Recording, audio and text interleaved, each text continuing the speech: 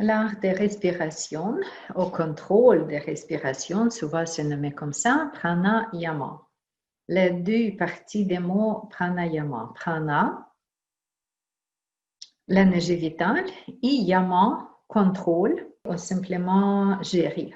Notre capacité de résistance et d'adaptation dépend de l'équilibre des systèmes biologiques, neurologiques, endocrines et métaboliques. Et pour cela, cet équilibre, la respiration est fondamentale. Il fondait donc que tout thérapeute en tienne compte. C'est ça que dit par immunologiste, médecin spécialisé et chercheur d'infections chroniques et troubles métaboliques. Le pranayama, c'est le Hatha Yoga Pradipika, trouvé dans le 14e et 5e siècle. Quand c'est déjà parlé de Hatha Yoga, on trouve la partie de l'énergie vitale et la veille de l'énergie cosmique, la Kundalini.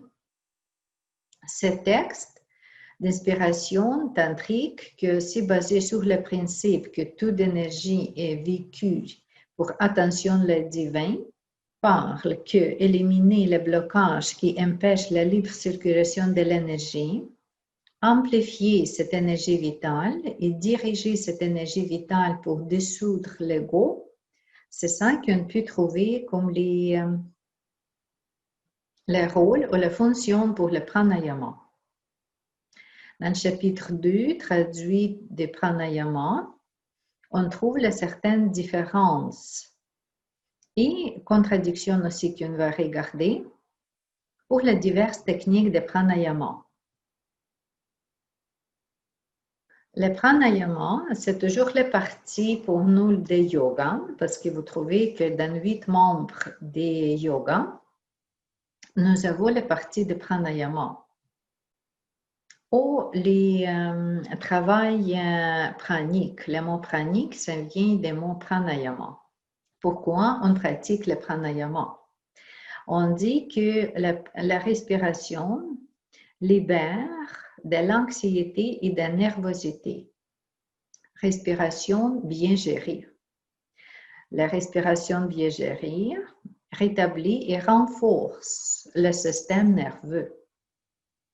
Le système nerveux. Combien de gens ont vu changer le système nerveux pour la réaction et tout ça, pour le sommeil? Pranayama aide le cœur et la circulation sanguine. Il n'est pas des jambes ou des mains froides, il n'est pas des rythmes cardiaques trop vite ou trop lentes. Et le sang circule également partout, la veine et les artères, tout bien. Aussi, pranayama augmente la masse des organes internes. Augmente la masse, ça donne cette condition que les organes sont solides, ne pas manquer le fonctionnement.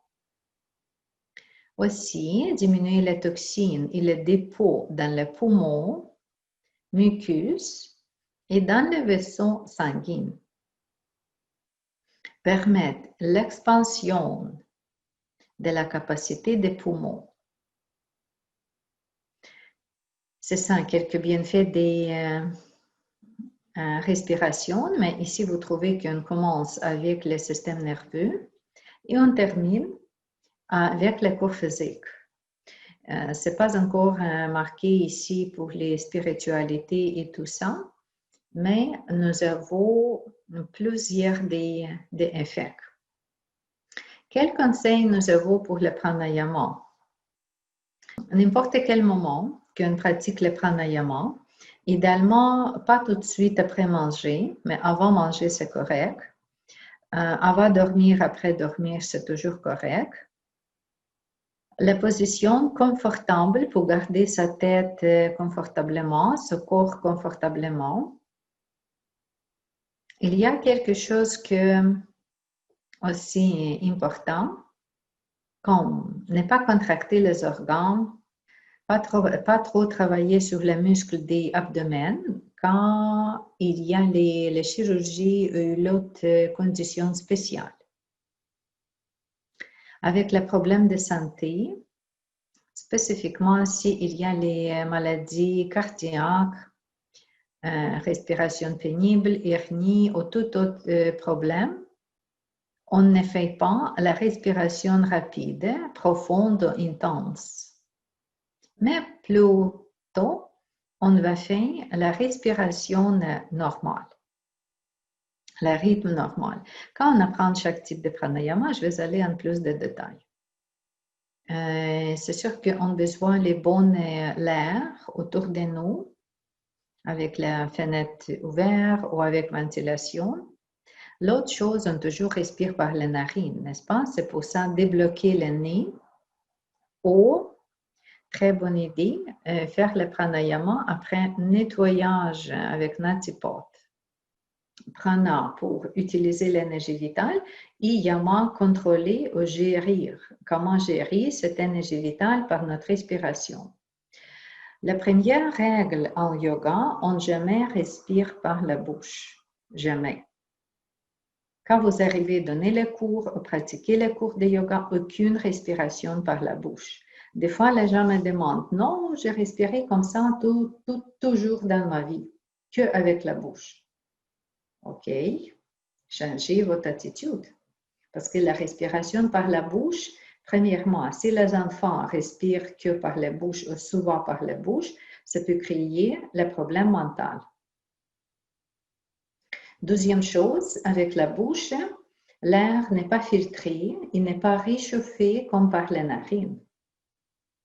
Oui, nous avons le nez, nous avons la bouche, mais la bouche, c'est simplement manger et parler.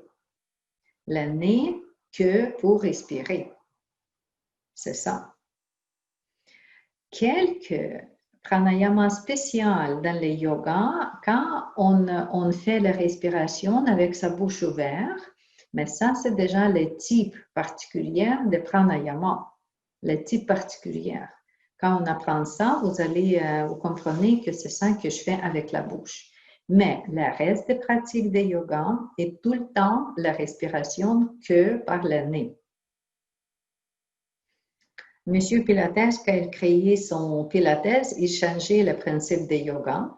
Il créait le Pilates sur la base de yoga, mais il changeait le principe que les gens, je pense, expirent par la bouche. Et c'est ça que plusieurs des gens prient comme la bonne attitude, mais non, Pilates, ce n'est pas le yoga. En yoga, on respire, inspirer et expirer que par le nez. Juste quelques types de pranayama par la bouche. Je vais vous donner tout ça. OK. Une autre chose, nous avons les deux narines, n'est-ce pas? Gauche et droite. Juste ça. Si la bouche, on ferme, on n'utilise pas comme un instrument, presque jamais, nous avons les deux narines. Toutes des façons à respirer et contrôler notre respiration, c'est toujours avec les deux narines. Aussi, quel cycle, qu'est-ce qui inclut dans la respiration normale?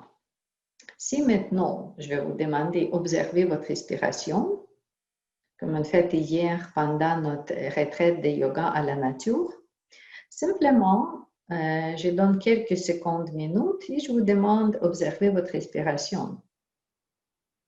Qu'est-ce que vous trouvez? OK, vous pouvez trouver la vitesse avec laquelle vous respirez. Vous pouvez trouver la profondeur de respiration. C'est ça qu'on explore quand on apprend la respiration, la vitesse et la profondeur. Aussi, techniquement parlé, on comprend que dans le cycle de respiration, il y a 3 étapes. Pas 2 étapes, mais 3 étapes, ou 4. Lesquelles? Première, c'est inspirer. Deuxième, peut être expirer. Ou la deuxième peut être rétention comme pause entre inspiration et expiration. Également, on peut avoir cette pause entre expiration, n'est-ce pas? Comme hier, j'ai donné J'ai donné une rythme particulière à notre groupe et j'ai demandé avec le rythme combien de beats sur votre inspiration vous avez. Vous inspirez pour combien de beats et vous expirez pour combien. On était dans la classe, si vous voulez vous tester, allez-y, même chose. Combien de beats pour votre inspiration, combien de beats pour votre expiration. Hier, dans la classe, on était à 14 personnes. Tout le monde différent, l'âge un peu différent, constitution un peu différente, mais pas trop. Il n'était pas d'enfants. Avec nous, la personne plus que 70, je pense pas. Mais quelqu'un plus jeune, plus sportif, quelqu'un qui est un peu moins jeune, mais aussi sportif. Qu'est-ce que j'ai trouvé intéressant? Que j'ai demandé les groupes combien de personnes simplement inspirées sur les 2 beats, sur les 2. 2 ou 3 personnes soulevaient ce bras. J'ai demandé combien de personnes expiraient sur 2. Je pense même 2 personnes. Quand j'ai regardé ces 2 personnes, Vata typique. Personnalité Vata en Ayurveda typique. OK. Après ça, j'ai demandé qui inspirait sur 3. Encore 2-3 personnes. Expirer sur 3. Encore 2-3 personnes. Après ça, j'ai demandé sur 4. Sur 4, oui, c'était aussi 3-4, pas mal. Et expirer aussi. Sur 5, je pense, était une personne. 6, aucune. 7, aucune. 8, il y a une femme qui inspirait sur 8 et expirait sur 8. Plus tard, quand les gens s'est présenté, elle dit qu'elle fait les scuba diving. Elle nage sous-marin, c'est comme ça on dit, scuba diving. Et elle a déjà appris comment retirer ou comment allonger la respiration. Pourquoi ça se passe? Parce qu'elle élargit la largeur dans les poumons. Parce que les poumons, c'est les organes un peu comme les nuages qui peuvent être plus tendus, mais qui peuvent être plus ouverts. Il y a le volume qu'on peut créer dans les poumons. Et c'est ça, les gens qui font scuba diving, ils ne respirent pas normalement, ou des fois, ils doivent respirer plus lentement, comme les Indiennes qui cherchaient la perle en bas de la mer au sud, oui, ils peuvent retenir le souffle 3 minutes ou plus. C'est ça, mais ça, c'est retenir le souffle. Mais ici, simplement allonger la respiration. Après ça, il y a une autre question qu'une autre femme m'a posée. C'est ça que j'explore avec vous maintenant. Elle m'a demandé, regarde, quand j'inspire sur les 2, par exemple, mais après ça, je ne respire pas comme petite pause. Ou quand j'expire et après ça, encore petite pause, est-ce que je dois compter cette pause-là? Oui. C'est exactement ça que je n'ai pas avisé les gens, mais c'est vraiment comme ça. Que nous avons, c'est pour ça que nous n'avons pas 2 phases de respiration, mais nous avons 3 ou 4 phases de respiration. La première, c'est inspirer. Deuxième, petite rétention, ne pas respirer, pause. Expirer et encore une pause. D'habitude, c'est comme ça pour les gens qui n'est pas stressés. D'habitude, c'est comme ça la respiration normale. Mais normal, c'est pas toujours normal pour tout le monde parce que si vous juste pensez de quelqu'un qui est très stressé, imaginez quelqu'un arrivé chez vous, il commence à parler, et c'est quoi sa respiration? C'est ça, c'est comme ça, vient avec le stress. On inspire sur A. On peut bloquer, aucune respiration, Et après ça, expire. O. C'est ça que A sur seul beat ou sur le 2. Oui. Cette sorte de respiration toujours associée avec le stress. Quand on court, quand on fait le jogging, quand vous êtes avec la machine, quelqu'un joue au soccer, au hockey, comment il respire? C'est ça? C'est aussi vite. C'est aussi vite. Court, inspiration, court, expiration. Des fois, c'est inspirer, mais expirer, déjà 1 sur 2. Mais c'est encore trop court, trop court. Parce qu'il y a la corrélation, il y a la liaison respiration et cerveau. C'est ça où est-ce que le stress vient. Quand nous sommes vite dans la pensée, dans la réaction, dans le stress, respiration devient aussi également vite. Suivre. Le corps au début, respiration après. Si le corps devient en pause, imaginez, vous restez en avant de télé, vous regardez la fenêtre, vous êtes sur des bords de l'eau et vous commencez à regarder la vague après la vague. Quand vous arrivez, peut-être vous êtes plus actif, parlez avec vos amis ou quelque chose, mais vous êtes quelques minutes là, tout ralentit, tout ralentit. Le corps ralentit, le mental plus calme, la respiration plus calme. Une autre affirmation que notre respiration suive la mentale et suive la physique. Il y a 3 parties, physique, mentale et la respiration. Tout connecté, physique, mentale et respiration. La respiration apprend la physique quand on court vite, respiration vite, et la respiration apprend après le mental. Si le mental est stressé, la respiration aussi stressée et vite. Mais la beauté de notre vie, que quand on change une partie de 3, le reste aussi change. C'est pour ça, quand vous êtes lent, plus lent physiquement, ne pas bouger trop vite. Il y a grande chance que la respiration va diminuer en rythme aussi. Par exemple, moi, quand je sens que je dois bouger très vite, j'ai juste quelques minutes, placer toutes les choses dans les valises, chercher la clé, mais habiller, maquiller, je dois réagir vite, vite, vite, vite, vite. Plus vite je suis dans le mouvement, plus lentement je me demande de respirer. C'est comme je peux courir vite, mais en même temps, la respiration lente. Quelques mouvements, plusieurs des mouvements, mais une respiration pour ça. Encore, je vais courir, courir, courir, et en même temps, je vais expirer qu'une fois. C'est comme ça, j'ai essayé de ne perdre pas mon équilibre.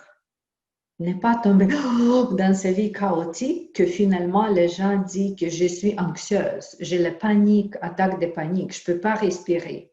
Pourquoi? Parce que mental trop vite ou mouvement trop vite. Et il n'est pas ralenti la respiration. Quand tu ralentis la respiration, mental réagit comme la détente. Et ce n'est pas grave que tu cours vite. C'est ça un principe d'équilibre en trinité, ou les interconnexions de trinité, physique, mentale et la respiration. Respiration, on peut aussi contrôler par le mental. Comment? Juste visualisation. Je me demande, entrer dans la visualisation positive. Je peux travailler avec les images calmes et positives, parce que ça, c'est mental. Les yeux, c'est mental, c'est le cerveau qui voit, ce n'est pas les yeux qui voient. Dépendamment qu'est-ce que je choisis à voir. Si je vais regarder les bougies, comme dans la méditation d'être attaque, pourquoi c'est calme notre mental? Parce que les yeux ont n'importe quel feu. Si les yeux observent que le feu, le cerveau vient en détente. La respiration aussi. Si vous observez, vous regardez dans la fenêtre, vous observez la plante, la feuille, la fleur, arbre. Si vous regardez les rivières, regarde, c'est le mental. Ralenti, respiration lente. Si vous écoutez la musique avec le rythme aussi plus lente que votre stress, dépendamment où est-ce que pour quelqu'un c'est qui le stress. Mais écoutez la musique plus lente. Qu'est-ce qu'on trouve dans la musique? Souvent, dans la musique aussi, vous trouvez le rythme. Si cet rythme, comme le rythme de votre cœur, il n'y a aucun changement. Si le rythme beaucoup plus vite, le cœur devient aussi fonctionner comme ça. La respiration change. Mais si le rythme plus lent, au ralenti de musique, aussi notre corps, notre cerveau et la respiration ralentit. C'est pour ça quand on fait du yoga, on fait une méditation, on jamais utilise la musique avec le rythme. Vous utilisez que la mélodie. Comme un saxophone, si vous jouez, il n'y a pas de rythme. On peut peut-être faire tam, tam, tam, tam comme la musique, mais c'est plus la mélodie. Juste la mélodie. La mélodie de la nature, la musique de la nature, le son de la nature, idéal pour ralentir la respiration et le cerveau, ou la musique où est-ce qu'il n'y a pas de beat du tout. Parce qu'avec n'importe quel beat, vous donnez que ce rythme-là. Et vous ne savez pas, peut-être c'est un bon rythme pour quelqu'un, mais peut-être pas pour tout le monde, peut-être pour personne. C'est pour ça la musique son rythme. Pour ralentir, et le travail mental. Ralentir avec le mental. Comme ça, on comprend que dans la trinité mentale, physique et la respiration, quand je change physique, le mental et la respiration changent. Quand je change le mental, la physique et la respiration aussi changent. Mais la troisième partie de cette trinité, c'est vraiment ça que pranayama.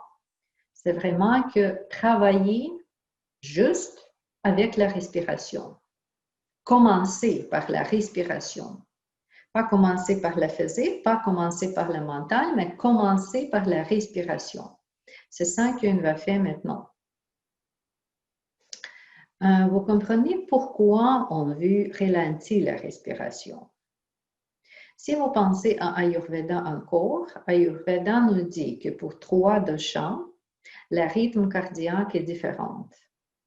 Pour le Vata, ça peut être jusqu'à 100 pulsations en minute, ou des fois plus, que associé déjà avec le stress.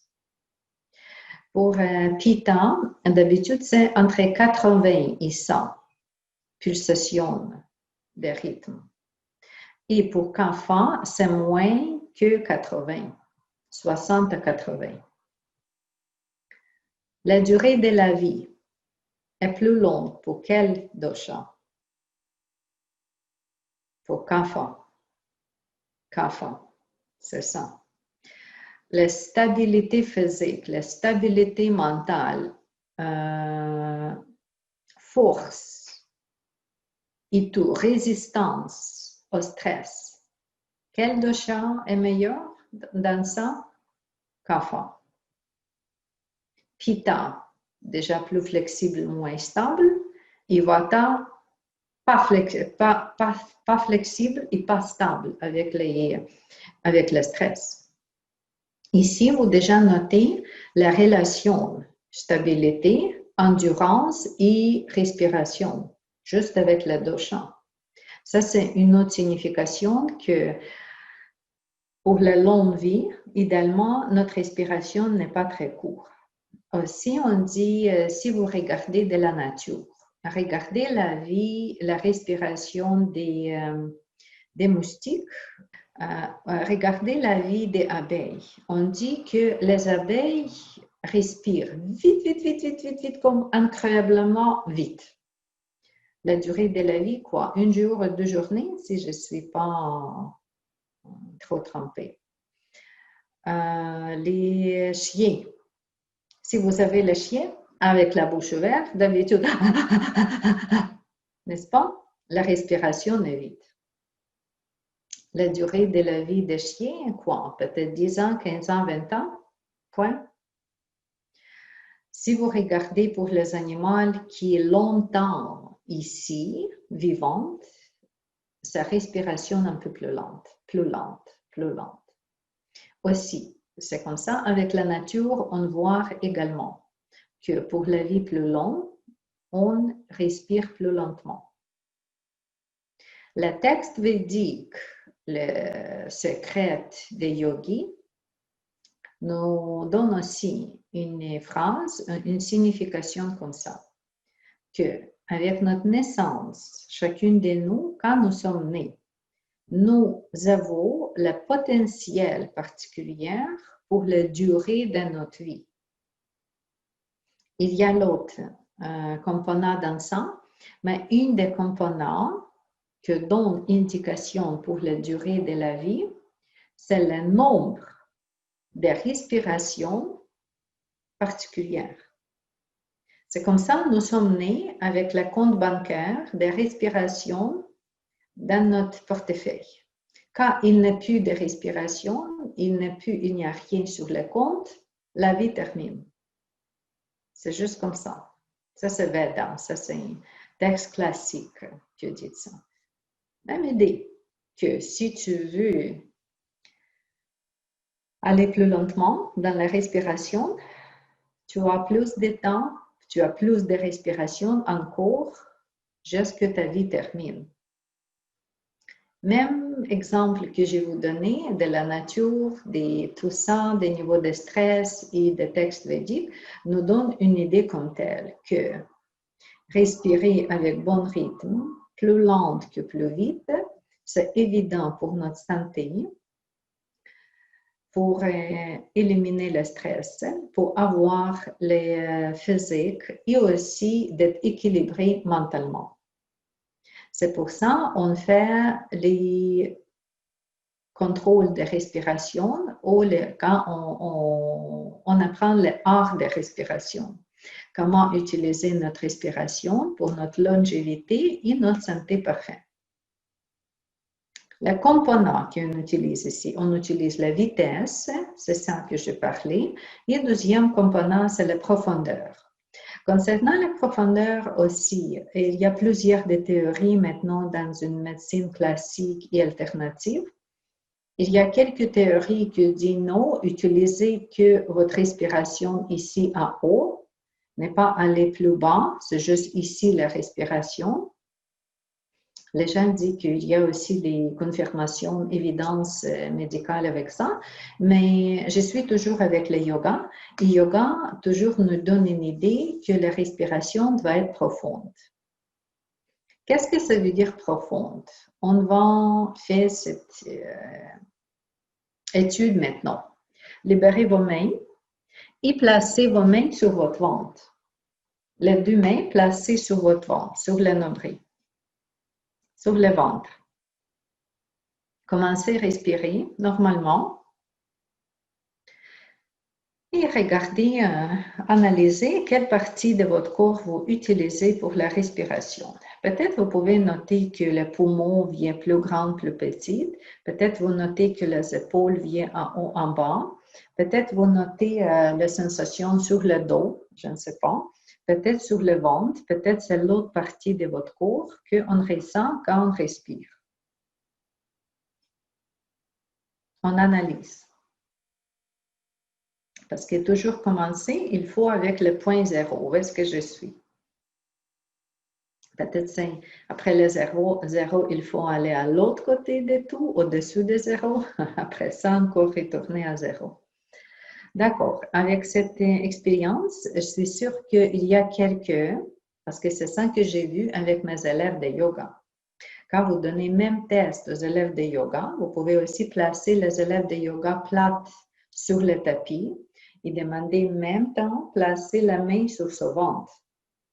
Quand il fait comme ça, pour nous, comme les profs, c'est visible. Qu'est-ce qui se passe avec lui? On voit. OK, je suis sûre que quelqu'un d'entre nous respirait plus avec les épaules. Les femmes souvent font ça. Ou ici avec la poitrine. Est-ce qu'il y a beaucoup de gens qui respiraient ou qui vu que pendant votre respiration, vos mains bougent aussi, les mains que vous placez sur votre ventre? Parce que c'est ça qu'on cherche en yoga. Maintenant, on répète à nouveau. Placez vos mains sur votre ventre, même couché ou assis, la posture, et entrez dans votre respiration quand, en inspirant, vous légèrement gonflez votre ventre. En inspirant. Qu'est-ce que ça demande? Ne pas inspirer, parce que ce n'est pas assis, aller dans votre ventre, mais allonger votre inspiration. Et petit morceau par petit morceau, inspiration délicate. Jusqu'à vous gonflez votre ventre et quand vous expirez, ventre diminue et poumon vient en haut pour relâcher le CO2. Inspirez avec votre ventre légèrement gonflé. Inspirez dans votre ventre et quand vous expirez, libérez votre ventre et la respiration. Ce type de respiration, simplement nommé respiration de yogi. Pourquoi? Parce que vous observez votre respiration par le cerveau. La tête, la mentale, inclut dans la respiration. Deuxième chose, le corps, votre organisme fonctionne. Vous demandez de bouger votre ventre. Vous demandez cet remplissage, ce mouvement musculaire jusqu'à votre ventre. Et le cerveau aussi, les spiritualités ou le cerveau, Vijnamaya Kosha, aussi attachés dans le mouvement parce que nous sommes dans la connexion, nous sommes en détente. C'est comme ça, trinité dans cette respiration, profit physique, mental et spirituel. C'est pour ça que c'est nommé respiration de yogi. Gonflez votre ventre en inspirant. Il y a une autre façon d'utiliser les gonflés et dégonflés en contraire, par la respiration bouddhiste. Bouddhiste, c'est le contraire. Maintenant, juste pour comprendre les différences, on pratique. Encore placez vos mains sur votre ventre. Et essayez, pour moi, c'est moins facile parce que d'habitude, je respire la façon des yogis. Mais OK, quand vous inspirez, diminuez votre ventre. Diminuez. En même temps, en inspirant. Probablement, c'est là quand vous inspirez dans votre poitrine beaucoup. N'est-ce pas? Les épaules et tout se lèvent. Et quand vous expirez, le ventre en détente. Agrandi. À nouveau. On inspire, le ventre plus serré, un peu. Et on expire en détente. Il y a les gens qui respirent comme ça. Il y a. Vous pouvez tester votre mari, votre copain, quelqu'un, votre ami, juste voir. C'est quoi pour toi? Mais nous, avec le yoga, c'est la première version. Inspiration, ouverture, expansion, le ventre un peu plus ouvert et c'est pour ça la main bouge, agrandit en inspiration. Et avec expiration, diminuer.